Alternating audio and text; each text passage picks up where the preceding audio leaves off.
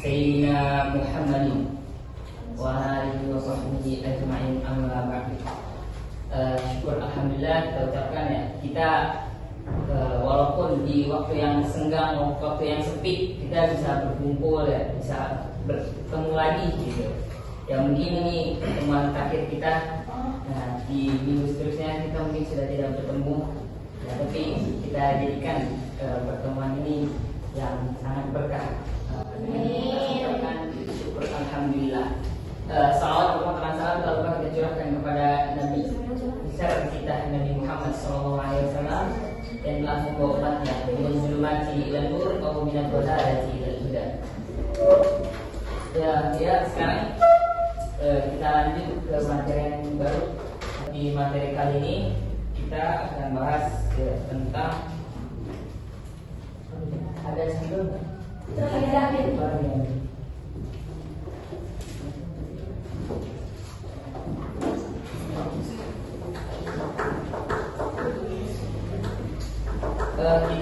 materi dulu sebentar, ini nggak banyak. Habis itu kita sharing, kita kasih edukasi buat kalian supaya kalian semangat belajar.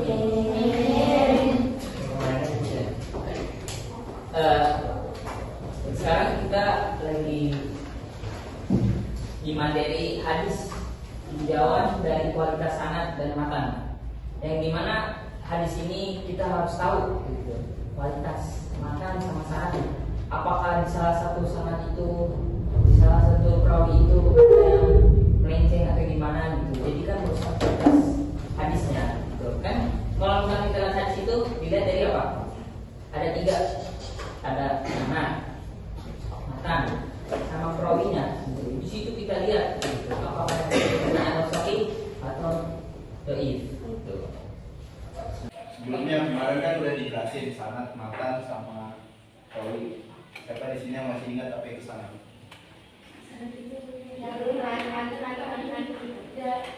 Sanad itu turunan kan Abi Alawiyah nanti dia.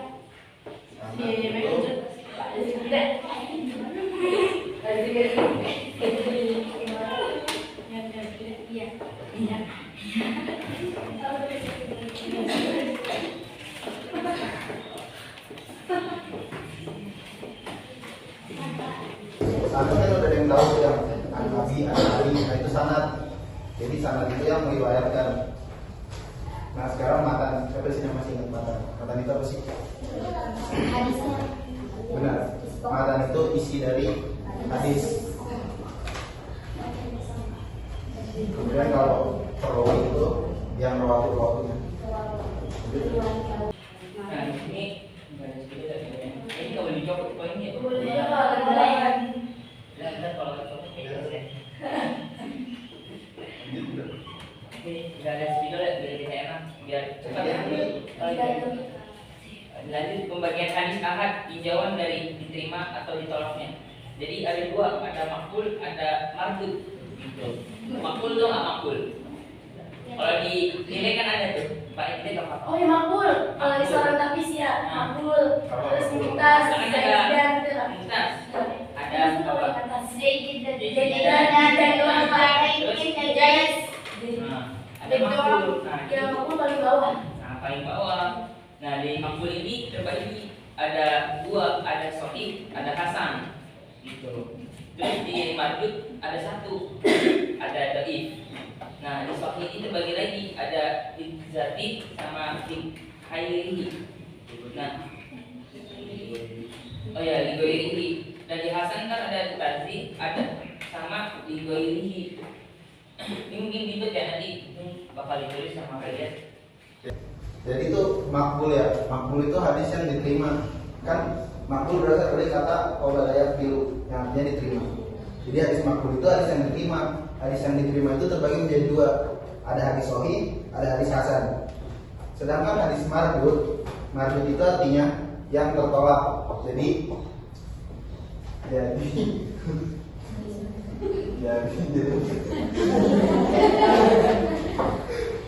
jadi hadis mardud itu hadis yang tertolak.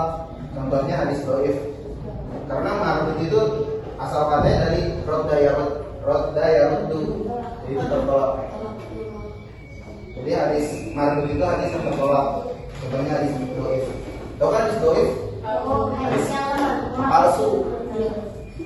Hadis yang lemah atau hadis palsu. Terus tadi kan hadis yang makbul yang diterima terbagi dua tuh. Ada sahih, ada hasan. Nah, yang sahih terbagi menjadi dua lagi. Ada sahih li zati sama sahih li ghairi. Nanti hadis sahih li zati sama li ghairi ada pembahasan lebih bonus. Lanjut ya, hadis sahih. Ada yang tahu nggak definisinya hadis sahih itu apa? Definisi hadis sahih itu apa? Hadis sahih itu hadis yang diterima sama kita, yang kita pakai gitu sehari-hari. Apalagi ngomongannya nggak usah takut, nanti kan kita bakal Kalau di agar itu kan sangatnya orang yang boleh kalau gitu. apa tadi? Apa ngomongnya? Iya, betul pasnya. Pokoknya kalau misalnya kita pahami kayak hadis sahih itu apa sih? Pertama hadis yang kita pakai kan ya. Yang kedua hadis yang bisa kita terima gitu. Jangan kalau hadis sahih itu hadisnya hadis yang orang juga nggak percaya gitu, ragu gitu kan. Kayak misalnya kemarin itu adalah ibadah. Itu kan ada yang lama berubah jadi senyum itu adalah sedekah kan. Nah kalau ibadah kayak udah nggak perlu sholat. Udah sholat, udah gitu.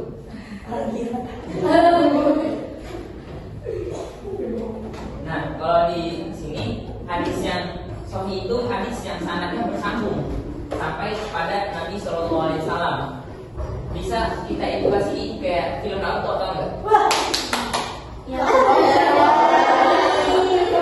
Enggak apa-apa, kita belajar nih. Contoh kayak gini. Kaguya. Enggak, jangan Kaguya. Kita belajar dari Boruto. Boruto belajar sama Shikamaru. Belajar sama Shikamaru. Shikamaru belajar sama Naruto. Naruto belajar sama Kakashi. Kakashi belajar sama siapa? Bukan. Jiraya belajar sama Minato belajar sama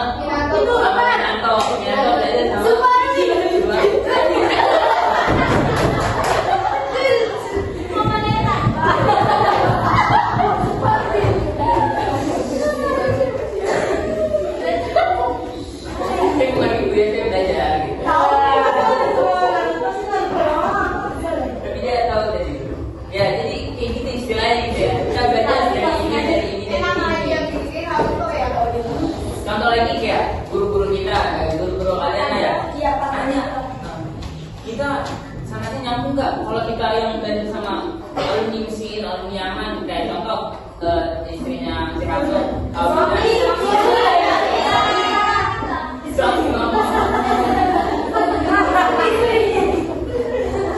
suaminya di Hafsah, Abilan, kan kita belajar sama Yaman, yang kita tahu tuh Yaman yang katanya para wali, udah jadi sama sana itu nyambung, kepada Rasulullah gitu. Kalau kita belajar apa dan nyambung.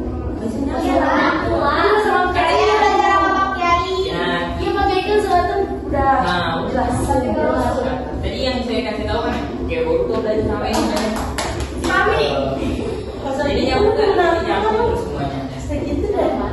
Nah, lanjut ya, definisi hadis sahih. Tadi sanadnya itu bersambung. Nah, terus melalui rawi-rawi dengan karakteristik moral yang baik atau adil dan kapasitas intelektual yang mumpuni tanpa ada kejanggalan dan cacat. Jadi ya bisa kita ambil definisi hadis sahih itu adalah apa? Hadis sahih itu hadis yang sanadnya bersambung, tapi dalam artian sanad itu tidak ada yang cacat gitu. Jadi kayak nyampe Rasulullah itu benar. Oke, langsung aja.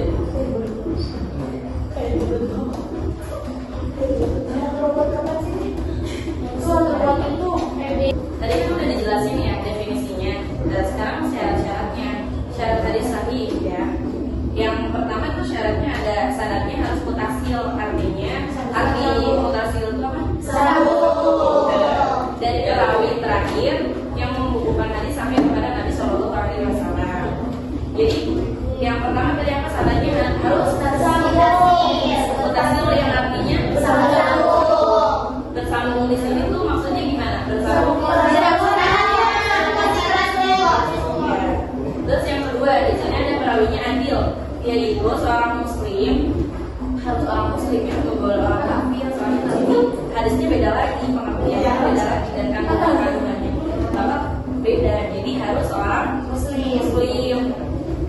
dewasa, yang artinya dia harus memiliki akal ya, memiliki akal yang sehat, pemikiran yang luas, nggak boleh asal ngomong. Yang penting dia muslim, jadi asal orang bisa jadinya pikiran sendiri ya, nggak boleh, pokoknya nggak boleh.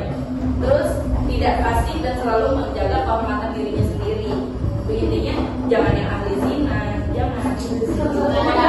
Ini di sini ada nggak? Nggak ada ya.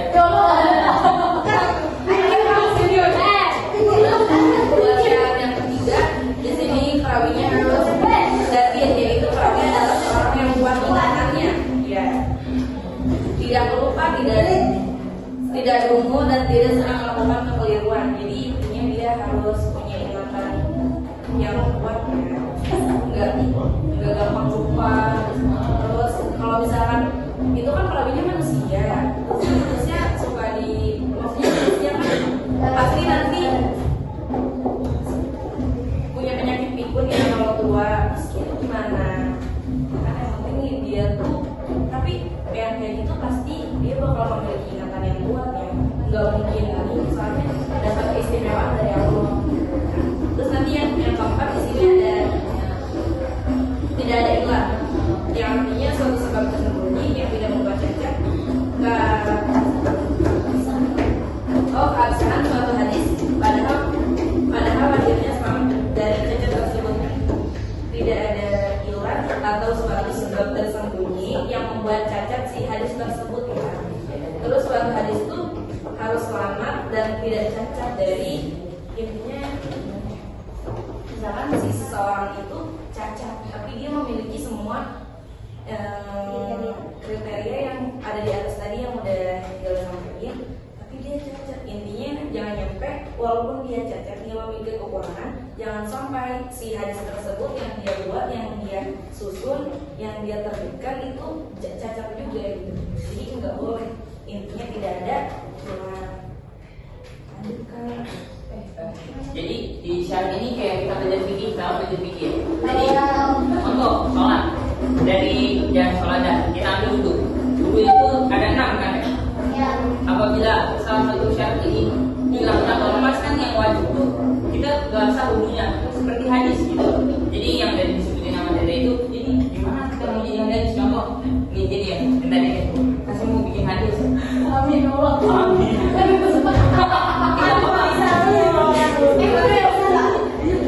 Hadis bisa, yang habis itu Al-Quran. Iya benar. Karena Al-Quran itu gak apa-apa. Kalau tapi kalau harus tidak dengan orang bahasa Arab gitu. Ada yang jago bagi kita kalau kita bisa. Gak apa-apa. Kalian nanti kamu bikin hadisnya. Tapi jangan buat hadis ini. Tapi harus sesuai dengan kategori yang tadi. Jadi nah, jadi kayak kesimpulan itu bikin hadis boleh. Nah, tapi dengan cara yang tadi gitu. Kita balik lagi ke sini. Kan hadis sahih terbagi menjadi 2, sahih lidzati sama sahih liwiri. Kalau sahih lidzati adalah hadis yang memenuhi 5 syarat hadis sahih. 5 syarat hadis sahih apa aja sih? Nanti kita jelaskan. Terus kalau hadis yang sahih liwiri adalah hadis yang mana sifat tauhidnya perawi kurang sempurna. Namun ada periwayatan jalur lain yang sama sehingga derajatnya sama kuat. Jadi kalau sahih lidzati ini emang dasarnya dia udah sahih hadisnya, nggak ada bantahan dari ulama-ulama lain. Kalau sahih lidzati ini, jadi dia tuh ada bantahan dari ulama lain karena perawi yang pertama itu kurang tauhid hafalannya. Jadi hafalannya entah itu nggak kuat, entah itu dia pernah berbohong, entah dia itu pokoknya. Tapi itu ada hadis yang menguatkan. Jadi itu hadis apa? Sahih lidzati sama dua ini. Kalau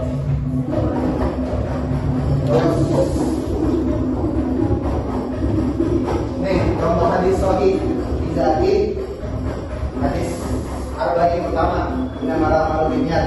Nah itu semua ulama sepakat karena yang melewatkan orang bin Khattab juga orang yang terpercaya dan orang yang hafalannya pasti kuat. Nih, tadi kan yang lidzati ini tadi apa? Contohnya apa yang kita sama ke seperti contoh surat Al-Baqarah yang pertama kan ya.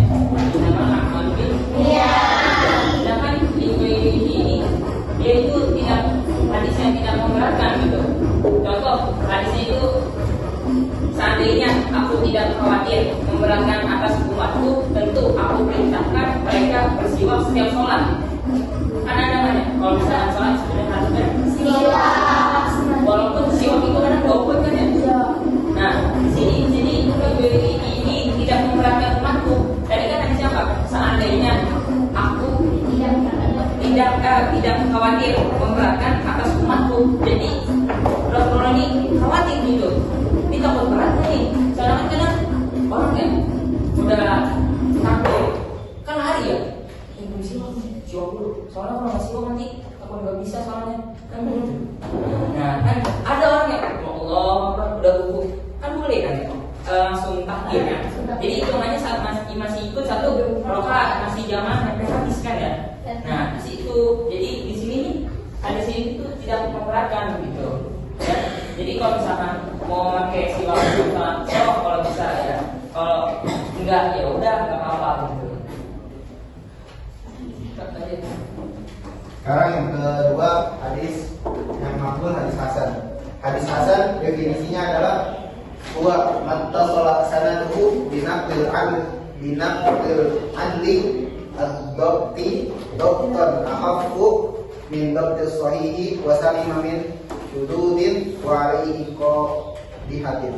Yang artinya hadis yang sanadnya bersambung sampai kepada Nabi SAW melalui rawi-rawi yang adil dari dobit dan tingkat kedobitannya lebih ringan dari tingkat kedobitan dari sahih. Selamat dari kejanggalan dan selamat dari cacat.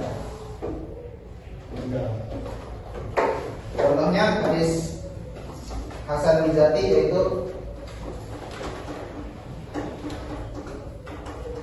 ini hadis yang Nabi SAW ditanya siapa yang paling mulia di antara kedua orang tua. Nabi menjawab ibumu, kemudian yang kedua ibumu, yang ketiga ibumu, dan yang ketiga. Nah itu contoh hadis Hasan Rizati. Jadi itu emang zatnya udah benar-benar ini hasan hadisnya. Kalau yang minggu ini hadisnya kematian orang mukmin ditandai dengan keringat di dahi. Enggak dong.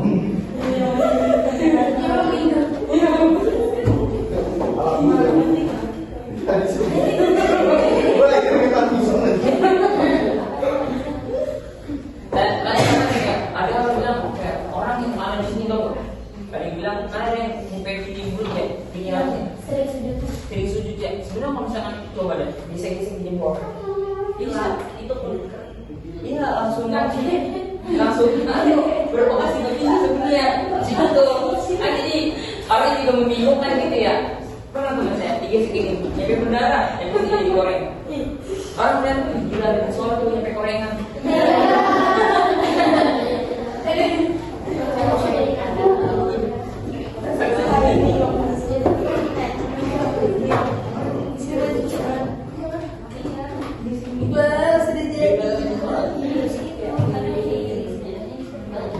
Kita lanjut dulu ya. Ini yang marduk, yang bertolak, yang bagaimana ntar kita jelasin. Kitab-kitab sunnah sahih. Di sini kan ada sahih. Aduh, kitab sahih hadis-hadis itu ada juga yang terkenal. Siapa yang tahu sahih apa dan sahih apa? Sahih Bukhari dan Muslim. Itu di dalam kitab hadis itu semuanya rata-rata hadisnya di sahih. Kitab-kitab ini.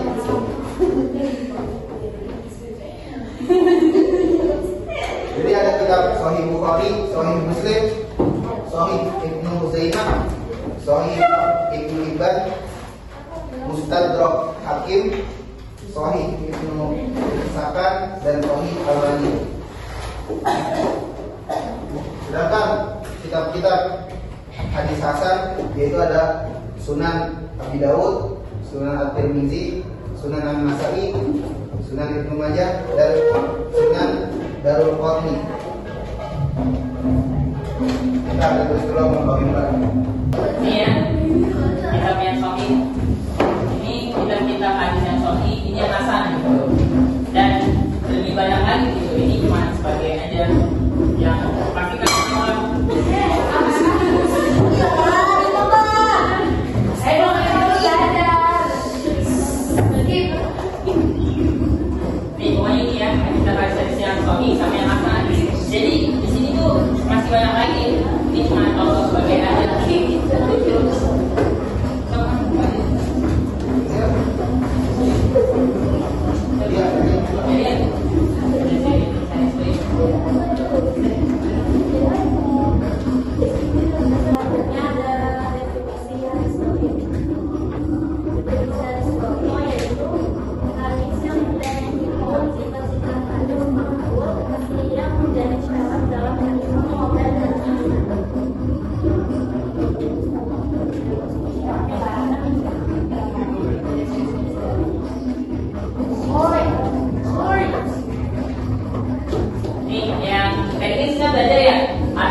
hadis apa tadi? Tadi hadis sahih sama hadis hasan. Nah, ini yang terakhir nih kita belajar hadis dhaif. Hadis dhaif adalah hadis yang tidak menghimpun sifat-sifat hadis maqbul. Mana hadis maqbul? Nih, yang menjadi syarat dalam hadis sahih dan hadis hasan. Jadi hadis ini tuh berbeda gitu. Kalau dhaif itu kan yang tadi hadis dhaif apa? Maksudnya itu palsu. Nah, pokoknya hadis-hadis yang tidak palsu lah ya, yang benar-benar lemah gitu kan ya. Kayak tadi kan ya, ini itu adalah ibadah gitu. Dan jadi kayak kategori ini tuh khusus buat ini doang. Jadi yang lain dari ini yang nggak baik namanya dhaif gitu. Dan macam-macam dhaif sebab perguruan sanad, mursal, muttaqi, muddal, mu'allaq, mudalas. Nah, terus kenapa hadis dhaif itu ada? Ya, kenapa ya? Padahal kan udah ada hadis sahih, Kak. Kenapa harus ada hadis dhaif? Kan jadi orang-orang juga dapat itu, gitu. Susah dibedainnya. Nah, sama kayak mana dunia. Kalau misalkan ada yang baik, pasti ada yang Buruk. Kalau ada yang bucin, pasti ada yang Suka.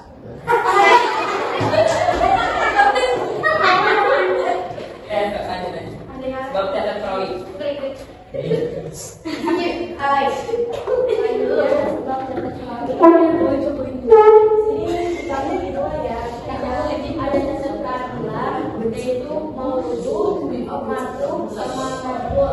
Terus ada cacat kedomitan, yaitu mungkar, mu'alaf, mudarot, makruh, mutalib, muharram, musahab, sama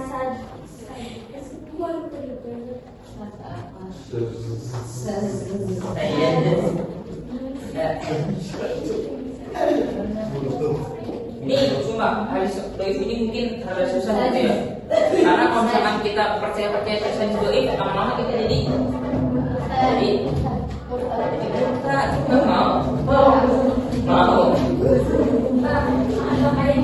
Ini munculnya hadis-hadis dhaif ini tuh tanda-tanda zaman. Iya, benar. Ya, jadi kita harus banyak Ya, radio masih tidak penampilan ini.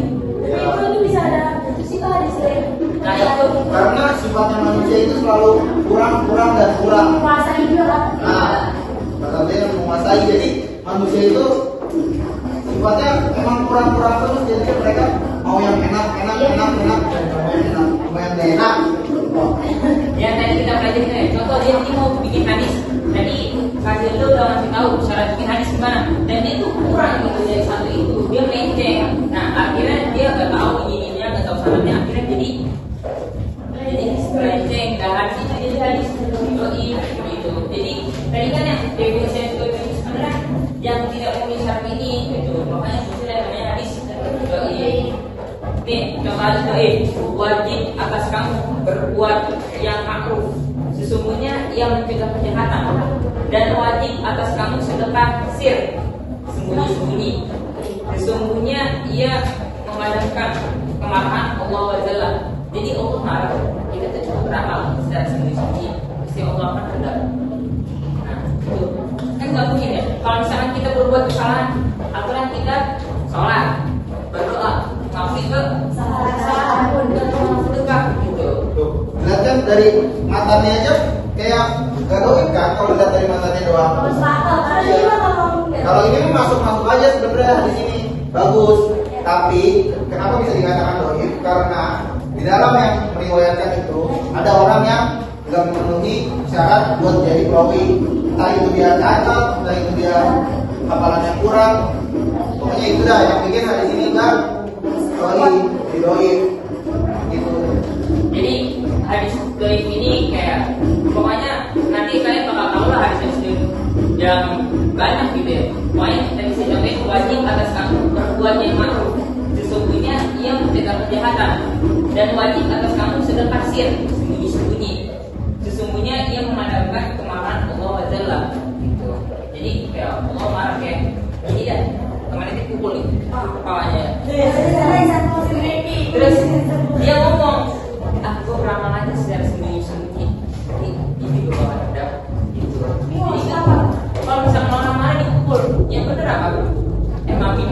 Gitu kan ya. Nah, di sini hukum mengamalkan hadis dhaif. Ada hukumnya mengamalkan hadis dhaif. Pendapat Ibnu Al-Arabi, Al-Bukhari, Muslim, dan Ibnu Hamzah tidak dapat diamalkan secara mutlak. Hukum mengamalkan hadis dhaif tidak dapat diamalkan secara mutlak, secara jelas. Jadi boleh mengamalkan, tapi tidak boleh secara mutlak, secara jelas. Itu menurut Ibnu Al-Farabi, Al-Bukhari, Muslim, dan Ibnu Hamzah. Pendapat Abu Daud dan Imam Ahmad, hadis dhaif dapat diamalkan secara mutlak. Jadi kan ulama kan banyak ya, berbeda pendapat gitu kan. Tadi yang Ibnu Bukhari, Muslim, dan Ibnu Hamzah tidak dapat diamalkan. Tapi kalau menurut Abu Daud dan Imam Ahmad boleh diamalkan hadis dhaif itu. Nah ini yang jadi perbedaan kan ya, jadi prinsip gitu ya. Kalau kita kan kayak masih belajar, jadi kita sebagai dulu jangan kayak aku mau nyobain hadis dhaif diamali ke masyarakat, udah mau tiba-tiba diamali, ya dengan cakap dari ini, tapi udah salah. Itu permasalahannya, nanti kita bahas. Enggak, kalau dosa apa enggaknya ya tergantung ya. Jadi yang kita kan ngajarin ke orang nih, orang itu ngamalin apa enggak. Kalau kita ngajarin ilmu yang ke dia yang baik kan berpahala buat kita, nyantar kitanya terus akan jadi dia kan. Hadis juga ada bila mata ahadun in kotoa amaluhu ada salas. Yang pertama doa anak yang soleh, yang kedua amal jariah, yang ketiga ya ilmu yang bermanfaat bagi dirinya sendiri. Jadi kita apa? Sebenarnya jadi guru tuh tabungan buat kita nanti di akhirat juga. Tapi ya kalau jadi guru yang benar-benar aja. Guru madal. Selanjutnya dari Imam An-Nawawi dan Ibnu Hajar Al-Asqalani, hadis dhaif itu dapat diamalkan, tapi ada syaratnya. Yang pertama dalam perkara tertentu seperti fadl amal, auliza, talqin atau janji-janji dan takin atau ancaman. Kisah-kisah yang tidak berkaitan dengan masalah akidah dan hukum. Yang kedua ada dari dunia tidak terlalu parah seperti hadis mansus dan mauquf. Yang ketiga terdapat kesesuaian antara hadis dhaif dengan ayat Al-Quran atau hadis yang telah diamalkan. Terus yang terakhir ada meyakini 100% hadis dhaif itu berasal dari Nabi Sallallahu Alaihi Wasallam.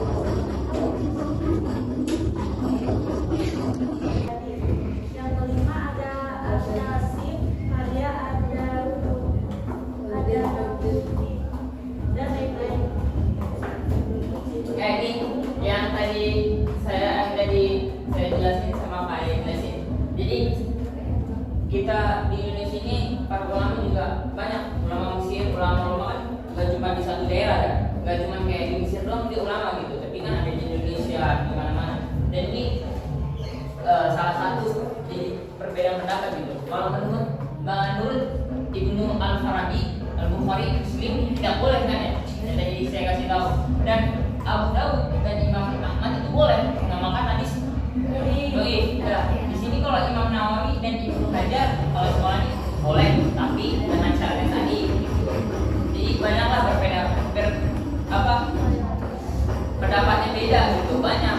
Tapi kalau kita yang masih belajar, saya ini nggak berani buat ngamalin hadis dhaif gitu ya. Jadi cukup pakai yang begini, Al-Bukhari sama Muslim. Nah, pendapat itu kita ikutin aja.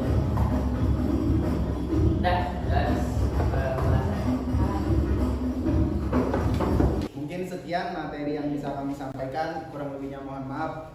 Yang benar datang dari Allah dan Rasulnya, dan yang salah datang dari diri saya pribadi dan setan yang tertutup. Ingat, unzur maqala wala tanzur man qala.